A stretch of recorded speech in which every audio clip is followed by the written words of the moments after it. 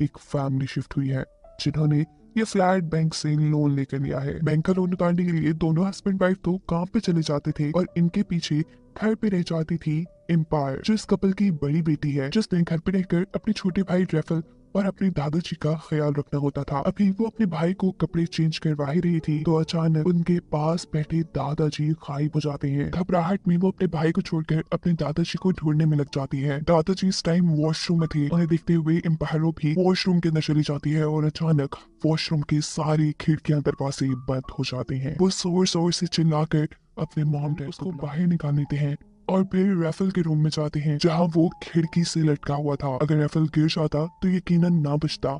उसके डैड अपनी वाइफ को खामोश कराते हुए जल्दी से जाकर रेफल को पकड़कर कमरे में ले आते हैं और फिर एम्पायरों को डांटना शुरू कर देते हैं। एम्पायरों ने बताती है कि यहाँ दादाजी अजीब तरीके से गायब हो गए थे। फिर अचानक वॉशरूम के दरवाजे बंद हो गए और जब मैंने नीचे से देखा तो मुझे नीचे एक शैतानी पाँव नजर आया। एम्पायरों के मॉम डैड उसकी कोई बकवास नहीं सुनते और उसे ही डांट कर यहाँ से चले जाते हैं। सीन कट होकर हमें एम्पायरों के दूसरे भाई को दिखाया जाता है जिससे अपनी रूम की खिड़की पर दूसरी बिल्डिंग से अटैच रेलिंग पे एक लेटर मिला है। इस पे एक लड़की का नाम लिखा है कि शायद ये लड़की उससे दोस्ती करना चाहती है।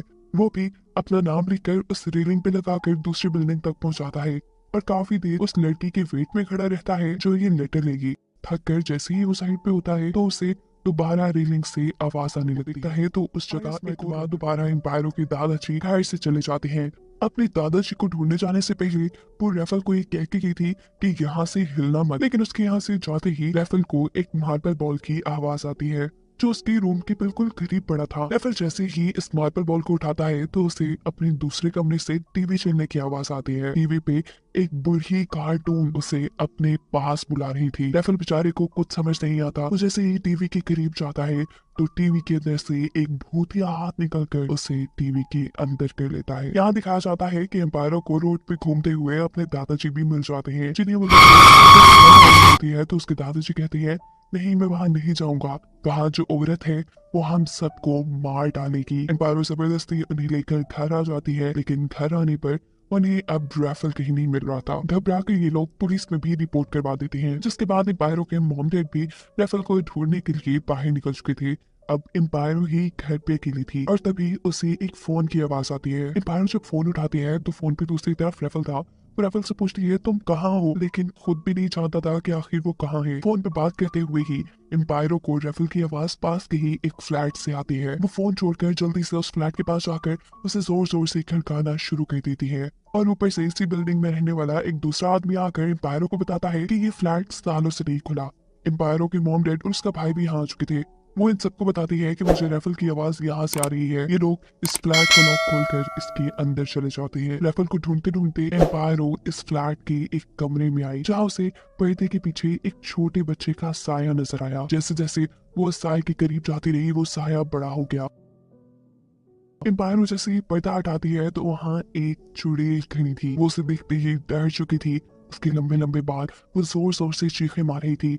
एम्पायरों की फैमिली करवाने की कोशिश करती है और उसके डैड जब खिड़की के पीछे देखते हैं तो वहाँ कोई भी नहीं था कि एम्पायरों की मॉम अपने काम पे थी और यहाँ उस शॉप पे कस्टमर के तौर पे एक पैरालाइज्ड औरत आती है जो एम्पायरों की मॉम को देखकर सीटी बजाने लग गई थी। एम्पायरों की मॉम को जरा अजीब लगता है।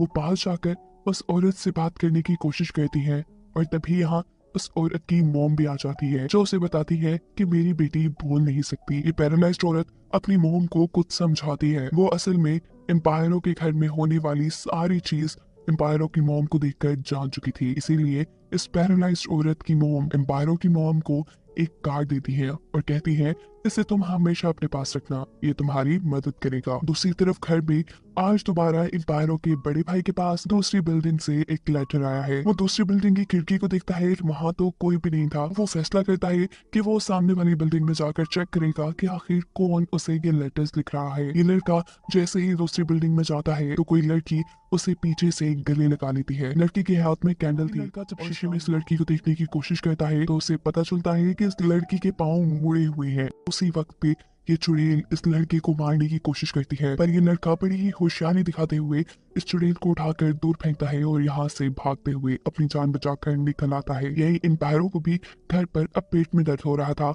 जब अपना पेट चेक करती है तो उसके पेट पे बहुत सारे निशान थे। वो इन निशानों को ज्यादा बॉदर नहीं करती, उसे लगता है कि ये एलर्जी है। वो अब कुछ सब्जियां लेकर आई थी जिसे वो जब किचन में रखनी चाहती है तो किचन के दरवाजे में से देखती है कि कोई अजीब सी क्रिएचर उनके किचन में कुछ बना रही है। वो जल्दी से दरवाजा खोलती है तो उसे पता चलता है कि ये तो उसके दादा है। अंदर जाकर जब वो अपने दादाजी से बात करती है तो उसके दादा अब उसके छोटे भाई यानी रैफल की आवाज में उससे बात कर रहे थे। इसी टाइम पर दोबारा फोन रिंग करता है। एम्पायरो जब दोबारा फोन उठाती है तो उसे रैफल की आवाज आ रही थी। पहले की तरह ही रैफल से बात करते हुए उसे रैफल की आवाज पास के एक फ्लैट से आ रही थी। वो फोन को ऐसे ही छोड़कर जल्दी से उस फ्लैट का दरवाजा खोलती है और फाइनली उनका भाई उसे उसी फ्लैट में मिल चुका था। इस अजीब वाकये से अब पूरे घर वाले डर चुके थे। रैफल और एम्पायर की मॉम अपने हस्बैंड से कहती है बस अब और हम यहाँ नहीं रहेंगे, हम इस घर को छोड़ के नहीं, हमने इस घर को खरीदने के लिए बहुत सा बैंक लोन लिया है, हम इसे नहीं छोड़ सकते। रात हो गई थी। एम्पायर वो जैसे ही अपने कमरे के अंदर कदम रखती है तो उसी सेकंड उसके कमरे के सारे खिड़की दरवाजे एकदम से बंद हो जाते हैं। यहाँ तक कि लाइट भी उसके कमरे की चली गई थी। वो जोर जोर से चिल्लाती है। उसके मोम डैड जैसे ही इस कमरे में आते हैं तो उन्हें नजर आता है एक बहुत बड़ा खौफनाक भूत का हाथ जो एम्पायरों की तरफ बढ़ा था। उसके डैड एम्पायरों को बचाकर पीछे कर लेते हैं और ये देखने के बाद इन लोगों को फाइनली यकीन आ चुका था कि उनके घर में कोई आत्मा यानी कोई भूत रहता है। अब तो ये लोग इस घर में बिल्कुल नहीं रहने वाले थे। लेफन और एम्पायरों के डैड इन सब को लेकर एक होटल में चले जाते हैं और पूरी रात ये लोग ये दुआएं करते हुए गुजार देते हैं कि वो इस आत्मा से बच जाएं जो उनके घर रह रही है।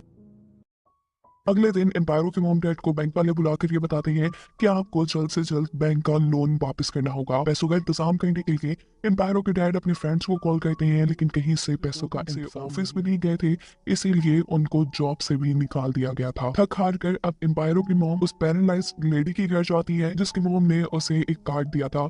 वो अपने घर में होने वाली सभी चीजों के बारे में उनको बताती है जिस पर ये लेडीज कहती है कि हमें तुम्हारे घर होने वाली हर चीज के बारे में पहले ही पता था।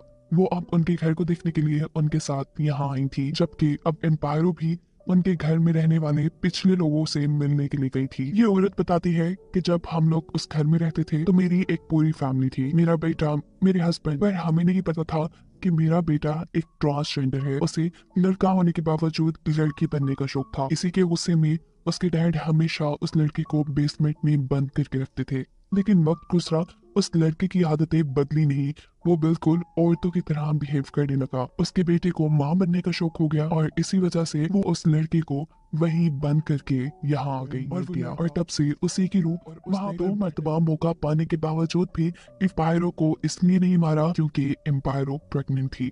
एम्पायरो ये सब कुछ जानने के बाद फौरन घर आती है जहाँ उसकी मॉम उस पैरालाइज्ड लेडी को लेकर आई हुई थी। वो आत्मा इस पैरालाइज्ड लेडी के जिस्म के ऊपर कब्जा कर लेती है और इन सबको मारने के लिए इनके ऊपर हमला करती है और तभी एम्पायरो एक कांच का टुकड़ा लेके उसको धमकी देती है कि अगर तुमने हम सबको नहीं छोड़ा तो मैं इस बच्चे को मार दूंगी। ये सुनकर वो आत्मा थोड़ी रिलैक्स होती है और एम्पायरो दोबारा उससे कहती है कि अगर तुम हम सबको छोड़ के यहाँ से नहीं गई तो मैं इस बच्चे को मार दूंगी। मुझे पता है कि तुम ये बच्चा लेना चाहती हो। ये भूत या आत्मा अब इमोशनल हो चुकी थी। तब मौका पाते ही पायरो के डैड उसके ऊपर चढ़ते हुए उसे लेकर खिड़की से नीचे कूद जाते हैं जिससे उनकी खुद मौत हो जाती है और भूत फिर भी नहीं मरता। जिनके मरने के बाद उनके लाइफ इंश्योरेंस के सारे पैसे उनकी वाइफ यानी एम्पायरो की मोम को मिलते हैं। उन पैसों से वो इस घर का बैंक का लोन पे करने के बाद अपनी फैमिली के साथ इस घर को छोड़कर यहाँ से चली जाती है, जबकि वो आत्मा, वो भूत अभी भी उसी घर के उसी कमरे में अभी तक बंद है, जिसको दिखाते हुए ये कहानी यही खत्म हो जाती है।